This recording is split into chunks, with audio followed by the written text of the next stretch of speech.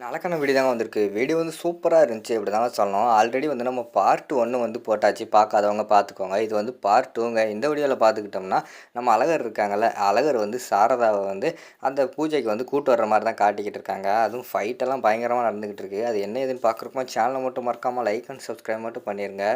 First எடுத்தோடனேயுமே வந்து பாரதி வந்து கடுப்போட இருக்கிற மாரி காட்டுறாங்க. அந்த இடத்துக்கு வந்து ஆண்டாள் வந்து சொல்கிறாங்க, "ஏய் எதுக்குடி இப்போ கோவத்துல இருக்க? என்னாச்சு?" அப்படிங்கிற மாரி சொல்கிறாங்க. "ஏய் உனக்கு வந்து தமிழ கடத்துனது யாருன்னு தெரியுமாடி?" அப்படிங்கிற மாரி சொல்கிறாங்க. "யாருடி? ஏதோ ஒரு ரவுடி தானே?" அப்படிங்கிற மாரி சொல்கிறாங்க.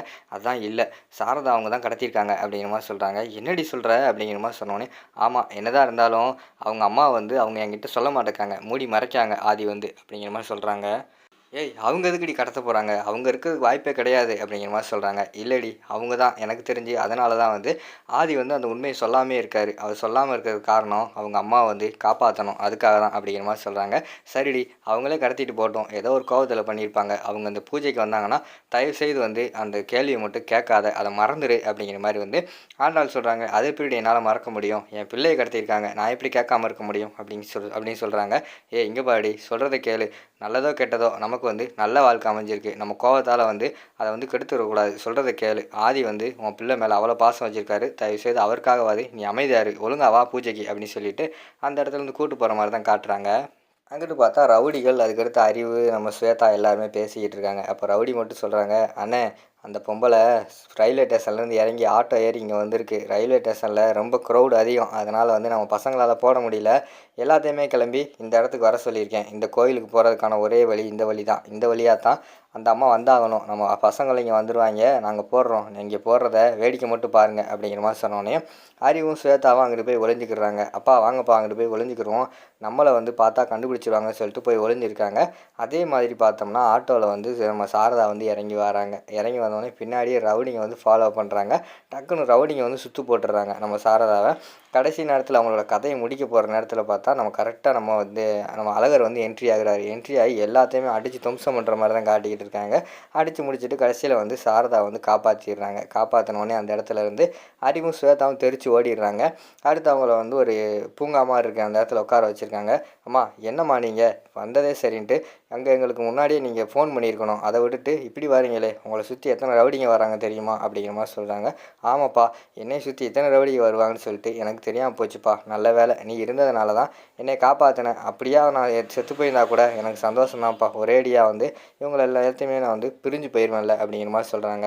"அம்மா என்னம்மா நீங்கள் லூஸா? நீங்கள் எல்லாத்தையும் பிரிஞ்சு போகிறீங்களா? அங்கே ஆதியோட வாழ்க்கையை நினச்சிங்களா? நீங்கள் கோவத்தில் வந்து பாரதியோட சண்டை போட்டு போயிட்டீங்க. அது என்னமோ சரிதான். ஆனால் அங்கே வந்து நீங்கள் வந்து ஆதியோட வாழ்க்கையை நினச்சிங்களா? ஆதி நீங்கள் இல்லாமல் டெய்லி அழுதுருக்கான். அவன் பாரதியை பிரிஞ்சு இங்கே வந்தப்போ கூட அவன் அழுகலை, ஃபீல் பண்ணி தான் பேசியிருக்கானே தவிர இந்தளவு கண்கலங்கி நான் பார்த்ததில்ல. அது மட்டும் இல்லாமல் உங்கள் பிஸ்னஸ் எல்லாமே ஆதி தான் பார்த்துக்கிட்டு இருக்கான். நீங்கள் போனதுக்கப்புறம் அவன் பிஸ்னஸில் கான்சன்ட்ரேஷனே பண்ணலை. உங்கள் பிஸ்னஸ் எல்லாமே லாஸில் போய்கிட்டு இருக்கு. அது உங்களுக்கு தெரியுமா? ஏம்மா இப்படியெல்லாம் பண்ணிக்கிட்டு இருக்கீங்க?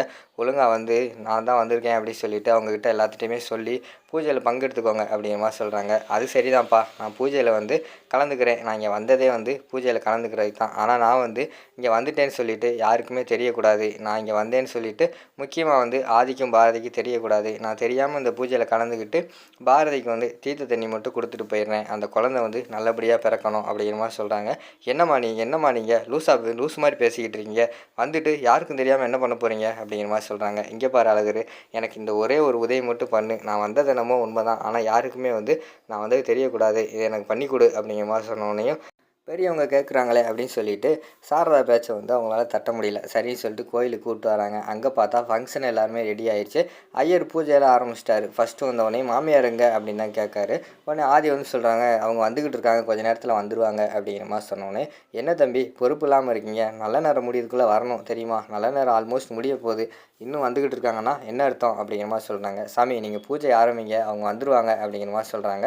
"சரிங்க, யார் நாத்தனாராக வந்திருக்காங்களா?" அப்படின்னு கேட்ட உடனேயும் ஆண்டாள் வந்து சொல்கிறாங்க, "அவங்க தான் என்னோடய சிஸ்டர், எனக்கு தங்கச்சி மாதிரி. அவங்க தான் இவங்களோட நாத்தனார்." அப்படிங்கிற மாதிரி சொன்னோடனே, "சரிம்மா, இந்த மாலையை வந்து பொண்ணு கழுத்தில் போடுங்க." அப்படிங்கிற மாதிரி சொன்னோடனே ஆண்டாள் வந்து பாரதியோட கழுத்தில் மாலையை போடுறாங்க. "சரி, மாலையை போட்டிங்களே, போய் எனக்குள்ளே உட்காந்துருங்க. நான் வந்து பூஜையெல்லாம் முடிச்சுட்டு தீர்த்த தண்ணியோடு வாரேன்." அப்படிங்கிற மாதிரி சொல்லிவிட்டு அந்த பூசாரி வந்து அனுப்பி வச்சிடுறாங்க. சரின்னு சொல்லிட்டு எல்லாருமே உட்காந்துருக்காங்க.